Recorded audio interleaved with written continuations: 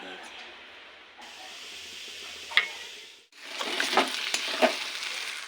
Mango flavour ভালোবাসিস তোদের মধ্যে? আজকে হলো সানডে, এখন বাজে হলো 8টা মতো বাজে। ঘুম থেকে উঠেছি 6টার, কাজবাজ কমপ্লিট। এখন যাবো হচ্ছে রান্না করতে, রান্না বান্না করে দেন যাবো ক্লাস। আজকে সানডে যেহেতু ক্লাস আছে। বিছনা তোলা ডান, পুজো দেওয়া হয়ে গেছে সকাল সকাল। 8টা 17। চলো এখন যাওয়া যাক, রান্না বান্নাগুলো সেরে নিই চটপট করে, দেন যাবো ক্লাসে। চলো কী কী করলাম কি না করলাম সমস্ত কিছু শেয়ার করবো, দেখতে থাকো ব্লগটা। তো চলে এসেছি এখন রান্নাবান্নাগুলো করতে। প্রথমে আমি জিরের জলটা ফুটিয়ে নিলাম, দেন এখানে আমি বেগুনটা ভেজে নিচ্ছি। আজকে হবে পটল দিয়ে আলু দিয়ে কাতলা মাছের ঝোল হবে, আর হবে হচ্ছে মাংস হবে। তো এটা কাতলা মাছ না রুই মাছ আমি জানি না, যাই হোক বলে দিলাম। তো এখানে পটল আলু সমস্ত কিছুই কেটে নিয়েছি, এদিকে বেগুন ভাজাটাও হয়ে গেছে, টমেটো কেটে নিয়েছি। আর এদিকে হচ্ছে আলু ভাজবো একটুখানি, যেহেতু পান্তা ভাত আছে, পান্তা ভাত খাবে সেই জন্য।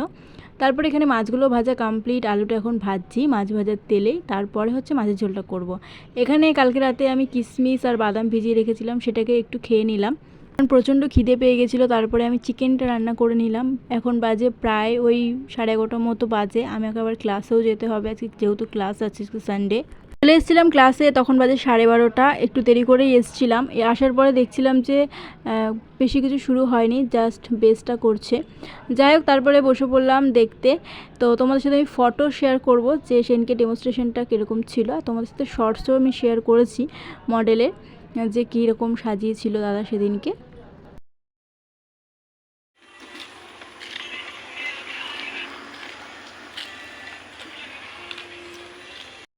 এভরিওয়ান, এখন বাজে হলো 10টা, আর আমরা এখন সবাই মিলে যাচ্ছি হলো মাসি বাড়িতে। তো কি করতে যাচ্ছি মাসি বাড়িতে সেটা তোমাদের সাথে শেয়ার করছি, চলো দেখতে থাকো ব্লগটা। ওই যে পিছনে আছে দাদা আর ঋষভদা, হাই করে দাও। হ্যালো, সে হাই। চলে এসেছি ফুচকা খেতে, মাসি বাড়ি যাওয়ার পথে ফুচকা দেখতে পেলাম। ব্রো আমি ঋষভদা চলেছি ফুচকা খেতে। দেখো আমি যেমন ঘেমেওছি আর আমার মুখটা চকচকা করছি, মিষ্টি মেখে চলে এসেছি।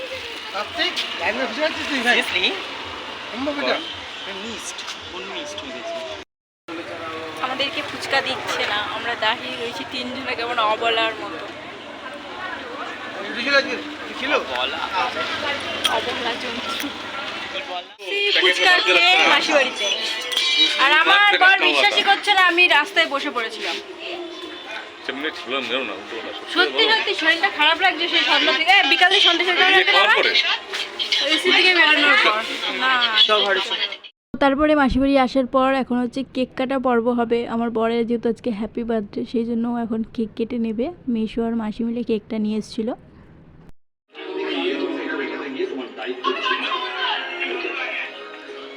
নিজেকে খেতে হয়, বউকে খাওয়াতে হয়। নো বউকে খাওন খা। খাগা খাগা কে যেন ম্যাঙ্গো ফ্লেভার ভালোবাসিস তোদের মধ্যে? কে যেন ম্যাঙ্গো ফ্লেভার ভালোবাসিস তুই?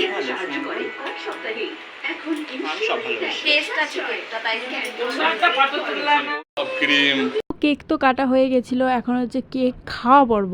তো কেকটা কিন্তু অনেক টেস্টি ছিল, পুরো ম্যাঙ্গো ফ্লেভার ছিল, ভীষণ টেস্টি ছিল। আর এদিকে আমার অবস্থা দেখো, আমি কেকটা নিতে গিয়ে অর্ধেক তো পুরো ছড়িয়েছি, মানে আমি যেই কাজটা করতে যাই পুরো ছড়াই। তো তারপরে এখানে হাতে নেওয়ার পরেও আমার কেকটা ভীষণ বাজেভাবে ঘেটে গেছিলো। তারপরে খাওয়ার সময় সেটা আমার মুখ থেকে কিছুটা গায়ের মধ্যেও ফেলেছি। দেখো আমি কীরকম একটা অসভ্যের মতো খাচ্ছি।